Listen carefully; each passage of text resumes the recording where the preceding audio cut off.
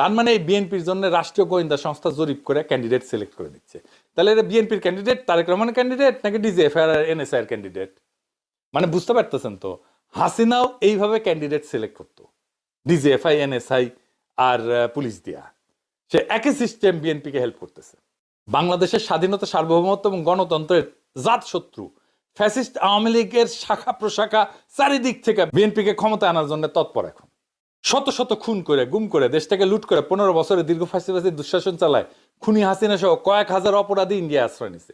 সেখানে হিন্দুত্ববাদী নরেন্দ্র মোদী সরকার ঘৃণিত এই ক্রিমিনালদের আতিথেয়তা দিচ্ছে। এদের সবাইকে দেশে ফিরে এনে বিচারের কাঠগড়ায় দাঁড় করাইতে হবে। এটাই 12ই ফেব্রুয়ারির জাতীয় সংসদ নির্বাচনের প্রধান ইস্যু।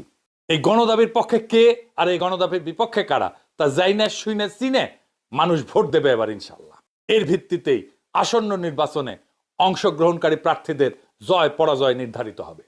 পরিশেষে একটা প্রশ্ন করি, একজন রাষ্ট্রনেতার কাজ আসলে কি? রাষ্ট্রনেতার কাজ হাসপাতাল চালানো না, রাষ্ট্রনেতার কাজ ডায়ালিসিস মেশিন বসানো না। রাষ্ট্রনেতার কাজ রাষ্ট্র কোথায় হস্তক্ষেপ করবে আর কোথায় করবে না এই নৈতিক সীমা টানা। আজ বাংলাদেশে কিডনি রোগ কোনো হাসপাতালের সংকটের কারণে হয়নি, এটা একটা রাষ্ট্রীয় ব্যর্থতার কারণে হয়েছে, পলিসিগত ব্যর্থতার কারণে হয়েছে। কারণ যখন 22% মানুষ ক্রনিক কিডনি রোগে আক্রান্ত হয়, এটা চিকিৎসার সমস্যা না, এটা নীতি, খাদ্য, বাজার আর জীবনের শর্তের সমস্যা। আমি যদি রাষ্ট্র চালাই, আমি প্রথমে জিজ্ঞেস করব না আর কয়টা ডায়ালাইসিস মেশিন বসাবো, আমি জিজ্ঞেস করব কেন এত মানুষ ডায়ালাইসিস পর্যন্ত পৌঁছাইতেছে, কেন মানুষের কিডনি নষ্ট হইতেছে, কেন ডায়ালাইসিস লাগতেছে, কেন আমাদের লবণ খাওয়া দ্বিগুণ, কেন উচ্চ রক্তচাপ নিয়ন্ত্রণে নাই, কেন ডায়াবেটিস আগে ধরা পড়ে না। এই প্রশ্নগুলো প্রধানমন্ত্রী না করলে আর কেউ করবে না। এখানেই রাষ্ট্রনেতার কাজ। ডায়ালাইসিসে আমি কোনো জাদু দেখাবো না, আমি জনগণকে বোকা বানাবো না। আমি জানি বেসরকারি ডায়ালাইসিস সেন্টারে অলস ক্যাপাসিটি নাই, থাকতে পারে না। আমি জানি সমাধান ওইখানে রোগী ঠেলে দেওয়া না। আমি রাষ্ট্রনেতা হইলে সিদ্ধান্ত স্পষ্ট হবে যে বেসরকারি বিনিয়োগ যাবে সরকারি হাসপাতালের ভেতরে, সরকারি মেশিন ফুল ক্যাপাসিটিতে চলবে, রোগী হবে নাগরিক, খরচের শিকার না। এটাই পাবলিক প্রাইভেট পার্টনারশিপ। এটা কোনো স্লোগান না, এটা দায়িত্ব ভাগাভাগি।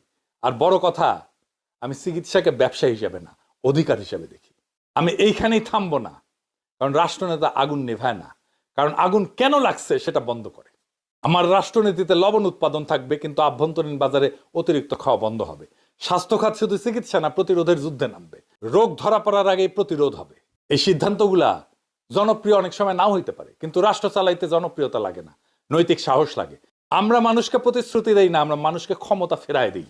কারণ এই দেশ কারো দয়ার উপরে দাঁড়াবে না। এই দেশ দাঁড়াবে নাগরিকের মর্যাদায়, নাগরিকের অংশগ্রহণে, সিদ্ধান্তের অধিকারে।